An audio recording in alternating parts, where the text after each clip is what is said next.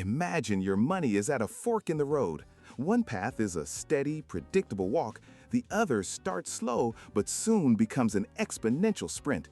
This is the difference between simple and compound interest. Let's take John and Sarah. They each invest $5,000 at 4% interest. John's account uses simple interest. It's straightforward. He earns exactly $200 every year, calculated only on his original $5,000. After 3 years, he's made a flat $600. His investment grows in a perfectly straight line. Sarah's account uses compound interest.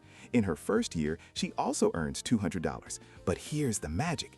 In year 2, she earns interest not just on her initial $5,000, but also on the $200 she already made. It's interest earning its own interest. Her growth starts small, but it begins to curve upwards. After 3 years, she's earned over $624. That small difference is the start of a snowball effect. Over decades, Sarah's investment will exponentially outpace John's. This is why compound interest is called the most powerful force in finance. It's a patient investor's best friend, turning small, consistent savings into significant wealth over time, especially when interest is calculated frequently, like monthly or even daily.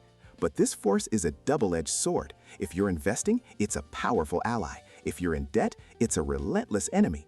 Credit cards often use daily compounding interest on your balance, which is why a small debt can quickly spiral out of control.